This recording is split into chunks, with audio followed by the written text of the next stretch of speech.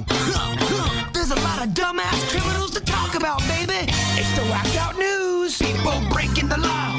Ha-ha, fighting in the nude. Ha, drunk people pooping in the street. Ha-ha, it's the whacked out news. So many people on meth. Ow!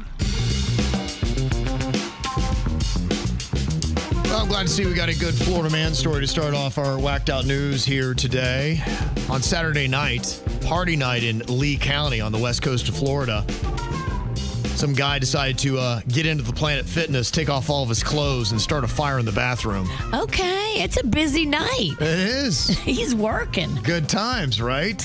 Absolutely. Did the fire catch? Yeah, it did. Set off alarms, and the police showed up, and they eventually found him hiding in a tanning bed.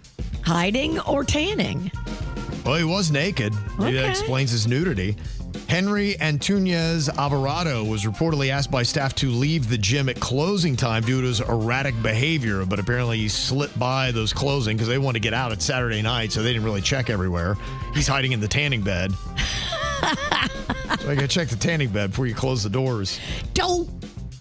30-year-old New York advertising executive Matthew Day was arrested in St. Pete, Florida for disorderly conduct after allegedly urinating from a rooftop bar onto pedestrians below. Oh, hell no. Make it rain.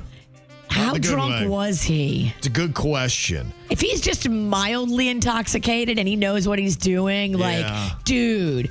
But if he was so drunk that he thought he was in the bathroom, I do look at it a little differently. Was it done purposefully to hurt the pedestrians below, or is he just really wasted? My guess, he was acting a fool, if I had to guess. But I don't know. That will be sorted out in court. He was at The Landing, the downtown night spot there in St. Pete. How many stories up?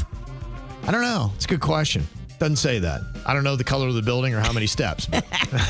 It was elevated. If I'm one of the people downstairs that gets peed on, I'm coming upstairs and I'm pushing you off the balcony. So get ready for that flight. Apparently it hit several people walking by down below. Security intervened. He got arrested and was charged with disorderly conduct on the premises of a licensed establishment. That was it. A summer associate at the prestigious New York City law firm Sidley Austin was dismissed after allegedly biting up to 10 colleagues. I mean, how do you get past biting like one or two? Don't they let you go when you bite one or two colleagues? Yeah, apparently how do you let them stick around to bite 10? They were biting interns, associates, and even an HR representative. And apparently it began on day one and continued over several weeks, causing noticeable bite marks. One coworker even started wearing long sleeves to avoid getting bitten on the arm. What the hell is going on over there? Now, some insiders describe the biting as quirky, and they believe the behavior could be the result of a mental health issue. So maybe that's why they didn't act immediately. They thought, I don't know if we can say anything. Bite one. Yes. You are sitting this individual down and we're having a talk about, I'm so sorry, this is not the place for you. We don't allow biting. This is not preschool. Yeah, what are we doing here? They kick you out of preschool for biting. Right, you're right. And the law firm kept them? You would think they would understand liability. What the hell is going on? You have a biter walking around your halls. There's some dude in the UK that got arrested after beating up his quote-unquote friend with crutches, then made him take off his clothes and then started parading him naked through the streets. What the hell? Friends like that. Yeah, I don't even know what's going on with that. Sounds a little twisted and sexual. Yeah. I don't know. Did you see the commercial airliner pilot had to execute an aggressive maneuver to avoid hitting the B-52 bomber? I saw that on TV. Yeah. It's kind of crazy. Well, it went viral, too, because somebody was recording the pilot's announcement to the plane as they're like, well, why the heck did we just make that kind of turn? You probably saw the airplane kind of sort of coming at us. Nobody told us about it, and so we continued, and air traffic. There's no radar here, so the tower is controlled, the tower does everything visually, and so they said report about 6 miles from the airport. So we did that. I think he realized that the spacing wasn't going to work, and he said turn right. And I I looked over and there was an airplane, which those of you on the right-hand side, I thought it was a small airplane like the one you see at the airport right now doing touch and goes. Crazy. They say that the B-52 is participating in a flyover of the North Dakota State Fair at the same time, but I don't think they had their transponder on. It's just, the skies are a freaking mess. They really are. And they're talking about it's going to take years before they get everything the way that it should be. They say the tech is just so outdated and it's going to cost billions of dollars to actually make it safe. So flying for the next several years is going to be this kind of stuff. Touch and go. All the people that were watching the flyover were watching this happen from the ground, and they're like, wow, that seems like it's getting a little close to that other plane. Yeah, right. People on I see. Yeah, they had that video out they now, were like, too. oh my gosh. Yeah. It's just like, what the heck is going on? And we just, how long ago did we have that accident where the military helicopter ran into the plane? Multiple we've had. Yeah, it's insane. I'm only flying when I have to now. I'm flying so much these days. I know you are. You're like testing fate every weekend. I know. You can't keep your butt on the ground. I can't. You just love flying. I'm going to Buffalo this weekend. Oh, yeah. Well, you just can't stay out of Buffalo either, huh?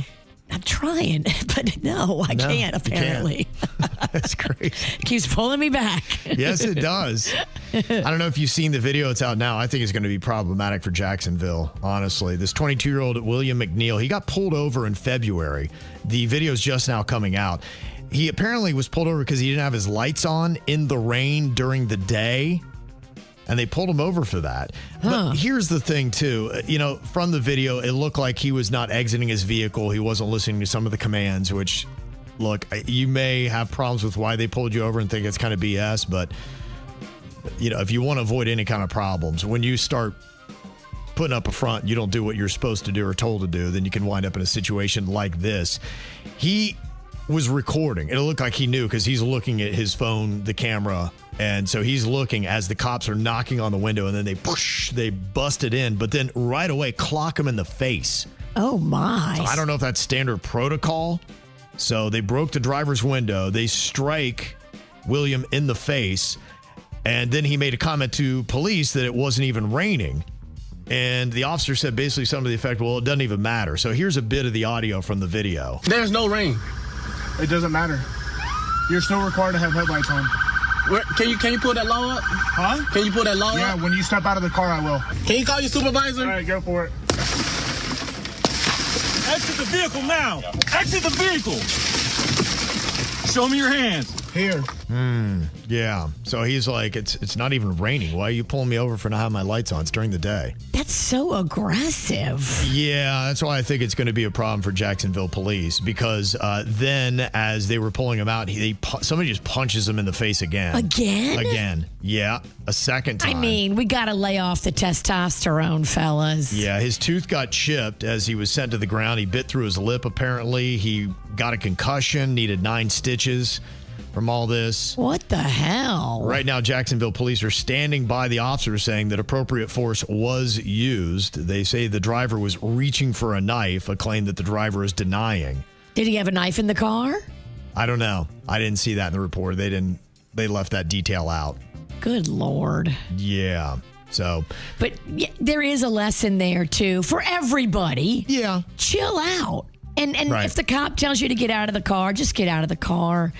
They just don't stay in the car and make it worse. Mm-hmm. Yeah, it'll be interesting to see how they sort that out. So right now they're standing by it and saying, yeah, sometimes when we use force, it's not pretty.